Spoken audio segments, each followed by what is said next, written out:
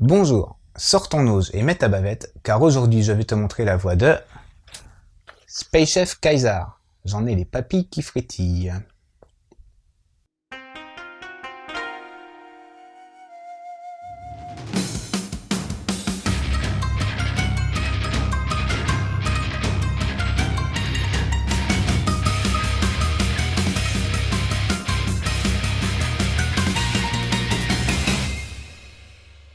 Trois magnifiques jeunes femmes, Binako, Kaiser et Okma, chasseuses de monstres dans la vie, forment la team Menade.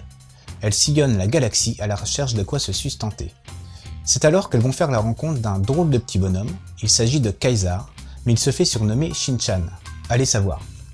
Alors, il ne paye pas de mine comme ça à première vue, mais il s'avère être le plus redoutable chef cuisinier de l'univers lorsqu'on lui met sa toque.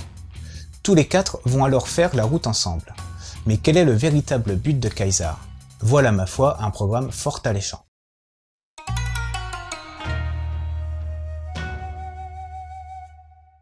Bon, on ne va pas se le cacher, le coup de crayon de Boichi est vraiment superbe. Les décors sont riches en détails et en finition, les personnages sont sublimes. Le mangaka reste fidèle à lui-même et ne lésine pas sur la plastique magnifique de nos trois héroïnes. On sent qu'il aime montrer les formes féminines et on en prend plein les yeux.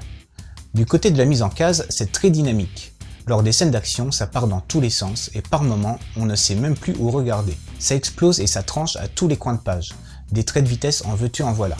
Et certaines onomatopées, au passage laissées dans leur langue d'origine et traduites à côté, sont énormes et prennent une grande place dans la case. Autant vous dire qu'on ne s'ennuie pas. Par contre, certains passages peuvent paraître assez brouillons du coup, si on les compare avec la qualité du dessin de Boichi dans son ensemble. Bon, on est en plein dans les codes narratifs du shonen d'action, donc rien de très étonnant non plus. La plupart des scènes humoristiques sont réalisées avec des personnages en mode SD, technique super répandue mais qui passe très bien ici même. L'édition est toute simple mais de qualité, format standard, couverture souple avec jaquette, etc. Mais si tu enlèves cette jaquette, tu pourras découvrir sur la couverture et la quête de couve un petit strip bonus bien nimp à l'image du manga quoi. De plus, à la fin de l'histoire, il y a également un autre strip bonus de une page pour remercier un vrai chef cuisinier qui a aidé Boichi lors de ses recherches sur les ailerons de requin. Que demander de plus?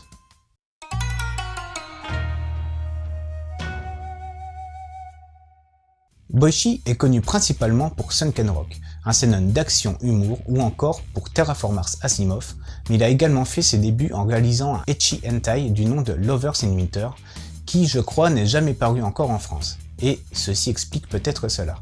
En effet, l'intérêt de Space Chef Kaiser se situe principalement dans les trois magnifiques acolytes du chef cuistot de l'espace et le plaisir de les voir se retrouver en tenue d'Adam.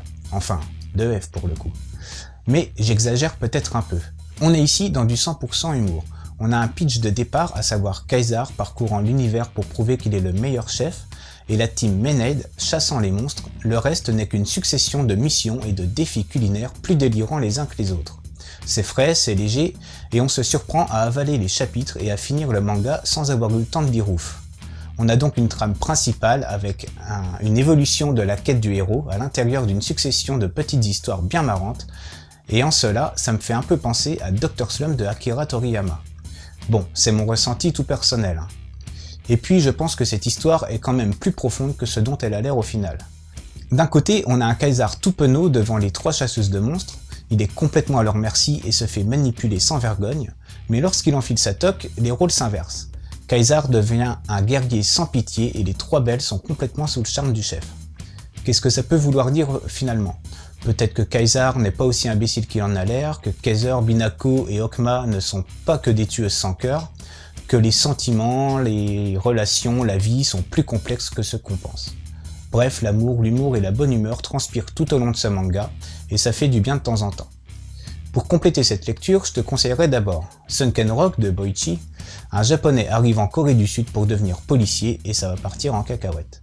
Ensuite, Abenobashi Magical Shopping Street, un seinen d'aventure fantastique où deux ados parviennent à voyager à travers leur quartier mais dans des univers parallèles. Et enfin, puisque je t'en ai parlé un peu avant, Dr. Slump, qui compte les aventures totalement loufoques d'une petite fille robot et de ses amis. Voilà, c'était Joyson, j'espère que cette petite chronique t'a plu et qu'elle t'aura donné envie de lire Space Chef Kaiser.